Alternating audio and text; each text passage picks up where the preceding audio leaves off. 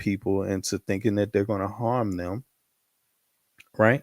I mean, it is damn, that was interesting. Samuel Jackson there. Um, Now people tuned into the Super Bowl. Now I don't want to not see. I'm not going to comment on the performance, and I can't really because I haven't seen it. And the reason why I haven't seen it is because I stopped messing with the Super Bowl and the NBA, the NFL, and all of that stuff years ago. And I'm gonna be honest with you. Um, Obviously, there's some people that need these mediums to be woken up on. Obviously, a lot of Americans love them some NFL and NBA. That's very obvious, right? Along with their Coors liquor and whatever else they're drinking. Um, but me myself, I haven't been watching this stuff, and I grew up playing sports myself, right? Um, Now, so I love sports, but as far as this NBA and things like that, let me tell you, after how they treated Colin Kaepernick, I stopped messing with it. Period. I just stopped, and I'm gonna tell you why. Because the NFL is a perfect way to gauge the USA. It's a big American industry. It's one that it prides itself on being, right? Of course, you have some elements of social justice there because of Colin Kaepernick, but hey, he was completely erased from that history. And Jay Z, the guy who was on, who has people accusing him of harming a young girl or being, and let alone just being an associate of what looks to be one of the biggest perverts and sociopath rapist out there, Sean Puffy Combs. I mean, it looks to be that he hasn't been convicted yet, but hey, it looks really bad. It looks really, really bad. So I don't think anybody should have any illusion about what the NBA stands for. It stands for money. And these people will do anything to keep the money coming in their pocket. That you should know. By the way, a lot of entertainers take money from them, accept money from them. I don't know the details of that, so I can't really comment on that. Maybe for some it's more favorable than others in different ways. It may not always be monetary, but I'm going to tell you what.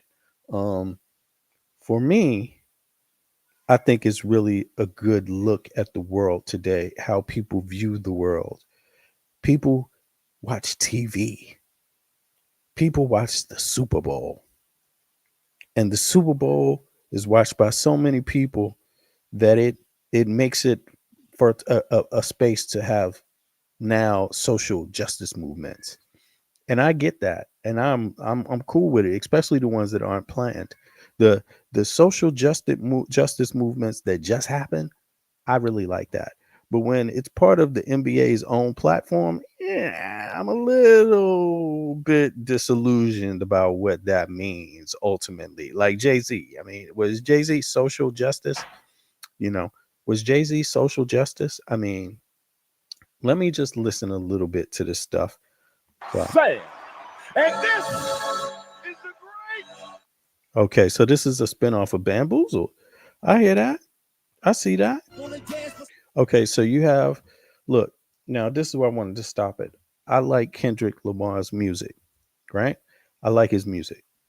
I don't know his business. So I'll be the first to say I don't know his business. I don't know. That means I don't know how he publishes and releases his music. I don't know about the details of his contracts, who he's obligated to, or anything like that. But I love his music, by the way. But I mean, he's one of the most clever rappers, intellectual rappers of this time. So I can appreciate that. And of course, good poetry transcends time, period. So I'm not taking anything away from him, but it's just an observation. And the observation is not anything special, but this is the Super Bowl. And he's there to do his business. He's there to do his business. Um, the NFL, the NFL is the one of the one businesses. Think about this. where 90% of the players and participants can be black, but they can't own it. I mean, this is just ridiculous. And of course, there's new times. So you have part owners here and there. Sometimes there's two owners, sometimes there's three. In Jay Z's case, it could be he owns 1% of the company and they use his face everywhere. You know how this goes. But I'm just saying, it shows the face of the US. Within that, within that is the United States. Um, and the issue with Palestine and Israel, right? Um, this one of the things that I found to be most. Listen, I know people that claim to be anti-American or act like it, claim to be supporters of Palestine. And they could be, you know, I'm talking about African American, a few African Americans that I know and I talk to, or will correspond with over the net, right? Actually, they'll be watching this shit, this game, watching these games. And in my mind, I'll be thinking, how can you even watch anything like the Super Bowl and give a damn about something like Palestine? And I'm not saying you should care. I'm not saying you shouldn't care. I'm not saying what your perspective should be if you do care or you don't care. But what I'm saying is that, it's very, very odd because look, you find all these places, things in one place, in one meeting place. You got the fascist and criminal here, Donald Trump. You have the traitor, Donald Trump, and his traitor daughter, the traitor to Americans. I'm talking about bloodline Americans, right? He's a traitor to bloodline Americans. So, all you MAGA people out there, you need to check your blood, but you also need to check yourselves because this guy is not a friend of bloodline Americans. You know, he's a friend of the billionaires. This guy's family was not in the country during the Civil War or World War, the War of Independence. He wasn't here. His family wasn't around. You see, so just like a lot of these right wingers that play this game, like Elon Musk, they just slide in. On one hand, you go out there and you try to kick out brown and black migrants, which is really what he's trying to do. And on the other hand, he lets in white ones, people that make all types of racist gestures and stuff like that. He lets them into the country. Yo, this is a really weird moment in history. Um, so I just wanted to speak on that a little bit, but here's the one thing I can say I respect about it. And this is, I hope people can understand my perspective. I can understand something else to happen, which is, and I'm not trying to be pro anybody when I watch this. For me, this is exactly what Samuel Jackson alluded to in the opening mark. This is what it's about. TV, entertainment, lights, camera, action, the show, and Dixieland goes on. The bamboozle joint. Um, for me, I think he said it in the first 10 seconds. But there was something that happened.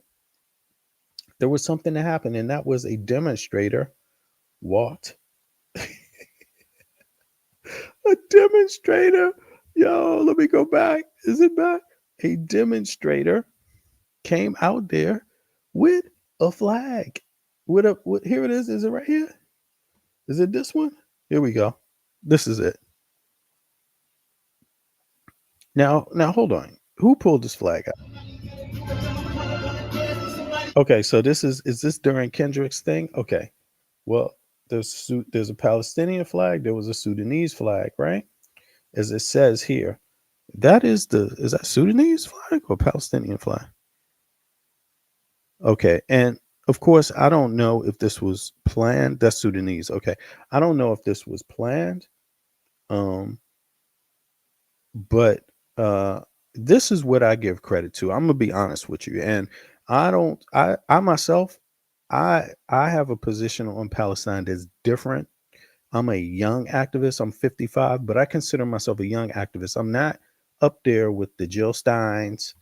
I'm not up there in age with the Jill Steins and the activists who have, people I call ideologues.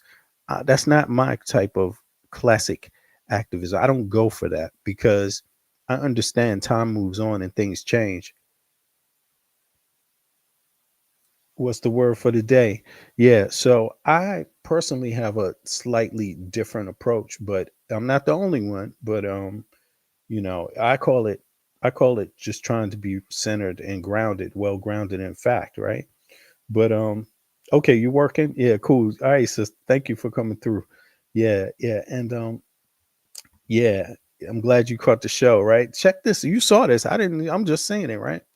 But I understand that it's not easy. You see how they took that person off? See, you see the result of this? Watch, be very real. Look who got taken off the stage. And that's how you know who is, how can I say this? Who is going against the grain, right? Uh Basically.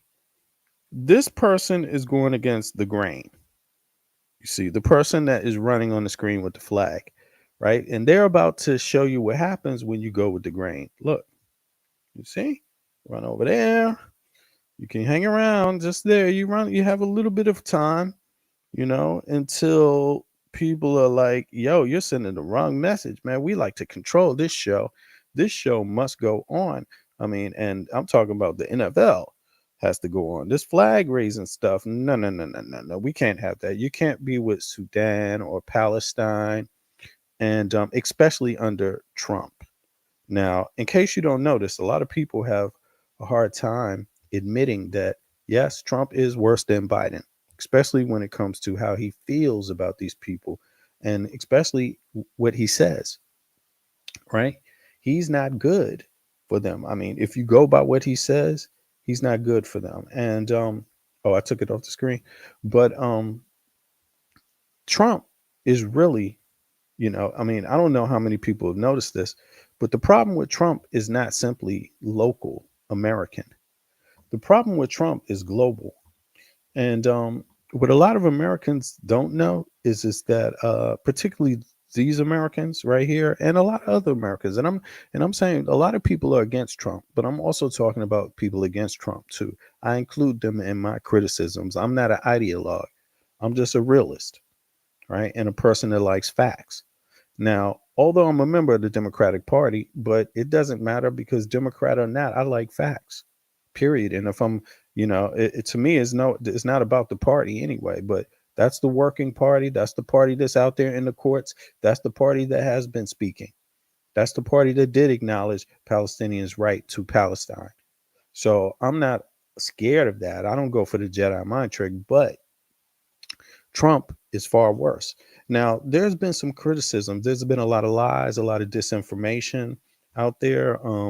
People say things like the Democrats are complicit with, of course, these are Putin talking points, even if you hear them from people that claim to be activists from the West, right? They will use talking points. They all use Putin talking points. That's how you know who is who and what information base they're working off of, what sources, which a lot of people don't they don't post sources a lot of times, just the rhetoric, right? The propaganda. But people will say that the Democrats are complicit with this thing in Palestine. Listen, this war in Palestine, this conflict with Israel and Palestine started before I was born. I'm 55. I'm sorry, but you apparently don't know nothing about the United States foreign policy for the last 50, 60, 70 years. And I think a lot of these Cold War activists, the older ones, is the ones older than me, a lot of them get caught up in this Cold War thinking too, because they were around when Russia looked like a good guy, when Russia looked like a real counter to the United States. But that's not the way it is anymore. The world has changed. Things progress for better or for worse, but no one stands still. So, although at that time I can understand people seeing that, let me tell you, Russia had a lot of failures in the Cold War too, which is why they lost. And you got to understand another thing through communist rhetoric. You need to understand it's just like a lot of rhetoric. If there's rich people at the top that control it, it is not what it says it is. So although you might look to Russia as and see, oh, communism failed. It did. Socialism failed. There's some elements of communism and socialism that are applied in democracies around the world that are capitalistic, and have different far more advanced than ever these other thinkings were, and there's for reasons for that, right? For better or for worse.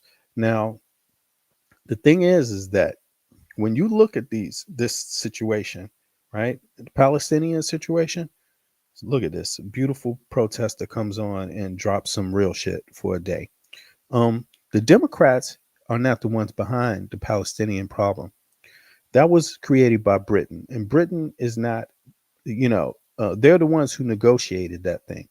This situation where certain people come back from Europe into Palestine or into what they want to make Israel. That wasn't even the agreement in the beginning, and then it transformed into make an Israeli state. So I understand the issue, the background here.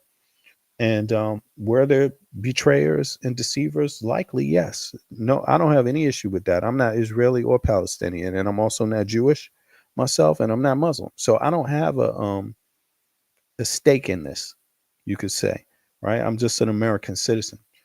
I grew up where American citizens had always talked about Palestine and the injustice of Palestine's. It was a big push for that in the U.S., and of course, there's some need for the attention, right? But um, a lot of the rhetoric is going to stop a lot of the progress. Today, you see people gathering around Trump, which really exposes some other dynamic, but you see people discussing it online, activists that are against Trump. And this is where I find the real problem because you see what Trump is. He's using he's willing to use fascism as an attractive element to steal money. So he uses fascism for them to run around and create chaos while he behind the scenes goes get some money and then runs off and leave the fascist people broke. Everybody's seen that scheme. That was the scheme with Hitler, and that's how it works, right?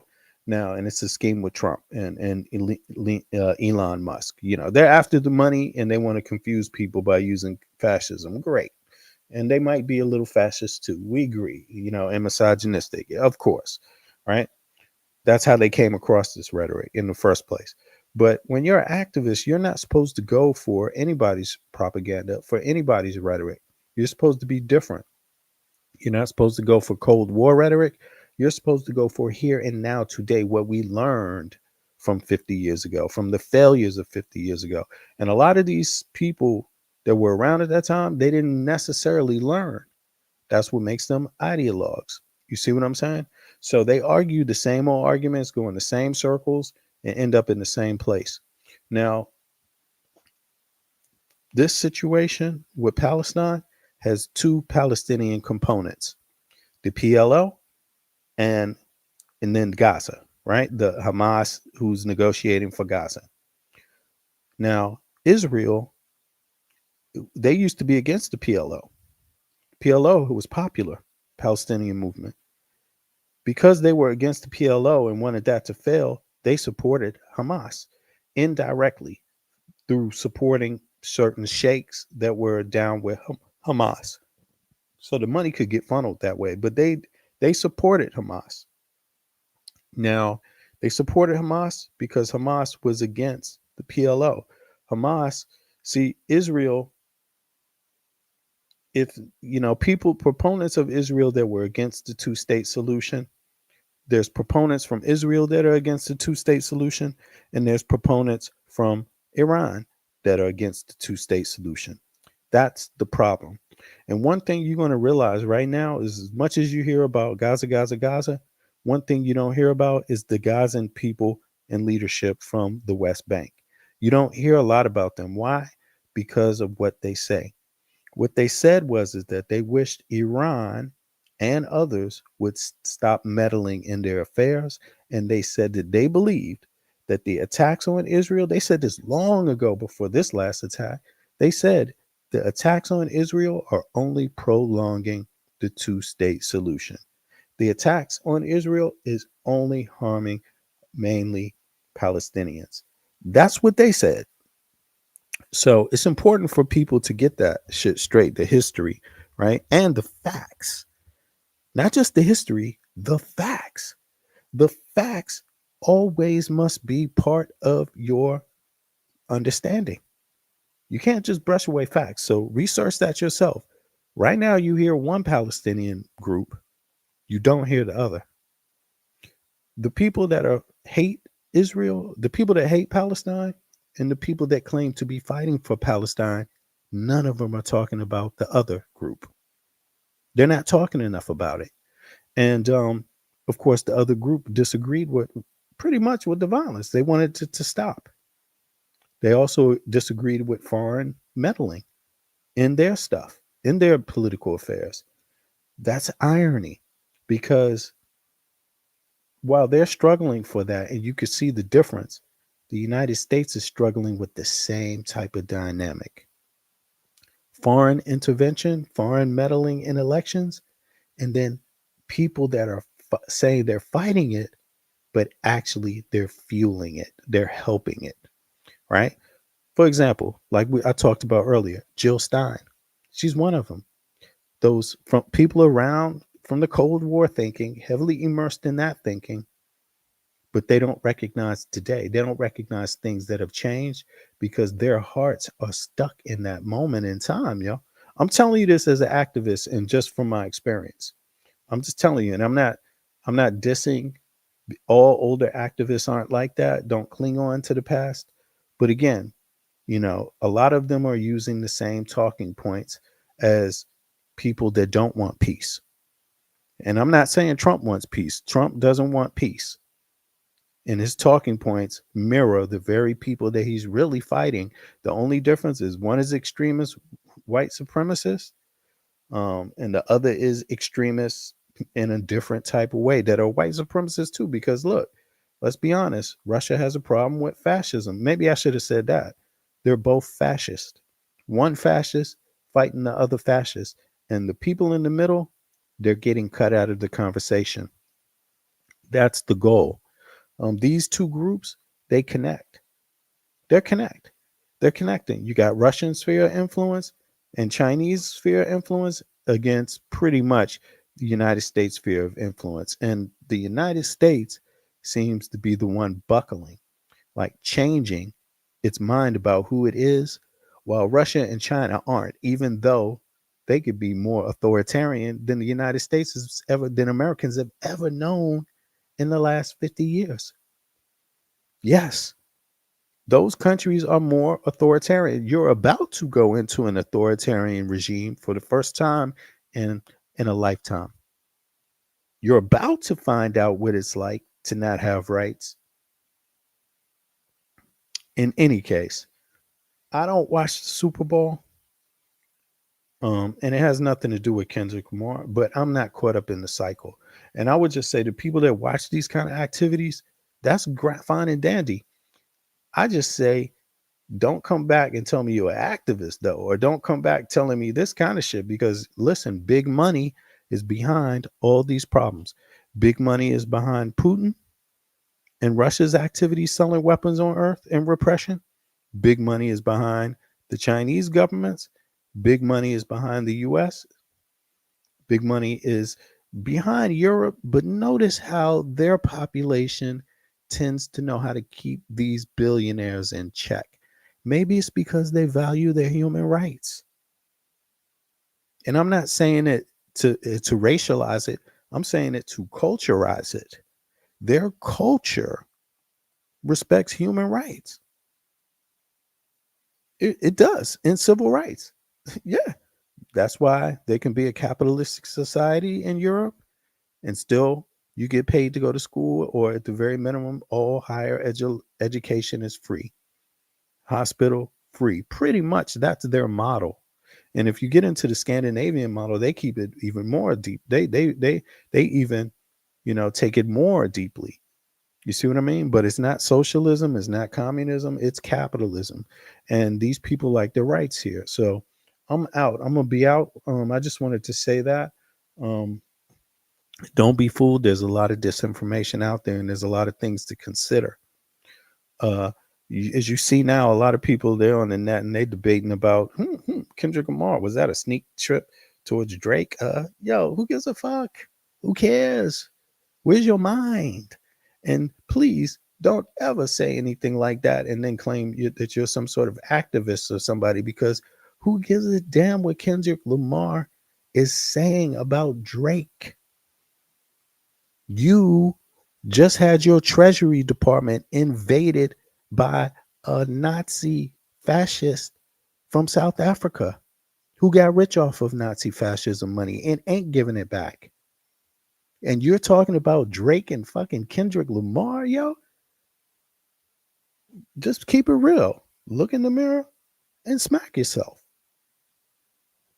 Look in the mirror and smack yourself because that's really what it looks like. Yeah, so I'm out, y'all. I appreciate the time. This is this is just watching stuff in real time, watching it implode, um, watching it explode. You know what I'm saying? Like I don't know what it's going to do. Leonard, you're in the house, bro. I see you. Yeah, yeah. Things worth knowing. Hey, Bev. Sorry, I saw you. I saw you come in. Sorry about that. Um, yo, I just say, please, people, keep an eye on the Treasury Department. Keep an eye on your own human rights. Like, really, like it's okay to watch see professional sports. I'll put it to you that way. But come on now. My criticism has nothing to do with hating the athletes, obviously, right? But you know how much you only have so much time. You only have so much focus in a lifetime and you have to really choose what's important. Now, also it's a criticism. If it's young people, I don't have an issue with young people because young people start somewhere, and to at least see that person run on that stage with that flag, that was something very good for young people to see. You know, very very good for young people to see because people need to see real protest. The person running on the stage was really they were the most protesting of that day. Now I'm not saying there's no message in anything else, and what Kendrick was saying about Drake and the rap beefs and society. Rap talks about society too sometimes when it wants to. I give that part up, but there was only one person dragged out of there. And both of those people have American money involved in it. They also have Chinese money involved in it. They also have Russian money involved in these wars. Now, you see what I'm saying? EU money there too. Come on, Australian money, African money even. I mean, they even had a couple of people sending Africans over to fight in Ukraine to die. Okay, whatever. But for Russians or for they had North Koreans, why would a North Korean go all the way to Ukraine to die? That would be like me going all the way to North Korea. What the hell? I don't agree, but I'm not necessarily going either. Like, you couldn't pay me you can't pay me $50 to do that. Yo, you better be paying me some top dollar. Pay me 100,000 a month. I'll take my ass to North Korea, and then you have a motherfucker on your side. Excuse me. Then you have a person on your side going to do some real undercover, not even undercover. I'll sit in the woods. I'll sit in the woods with some binoculars for 100,000, no problem. But these North Koreans ain't getting paid really much. I think they might just be people taken out of jail or something and thrown there. I have no clue. I don't know. We're gonna find out. But in any case, I'm not wearing a vest for anybody else, and I'm talking about ideologically. Like, if it's going to be something ideological, I'm for freedom, I'm for fairness, and I'm for laws, right? That address present injustices and past ones. But at the same time, I'm against fascism. I'm against greed. You know what I'm saying? And I'm also against ideologues, like because sometimes you waste a lot of time with people that just don't want to rely on what's there, the facts that are there, and want to have a need to make something more spookified than it is. Nothing spookified here. You just getting fooled. The real game is going on at the Treasury Department and in the courts, and this fight against Donald Duck, the fascist, and Elon Musk, the Nazi rich guy who want to just finagle himself into immigrate into the United States when these people ran a platform of anti-immigration. I mean, what kind of bullshit is that? Anti-immigration, And get out the immigrants for jobs, and now you got somebody in your treasury that fast. All right, I'm out. Peace, peace, peace. One.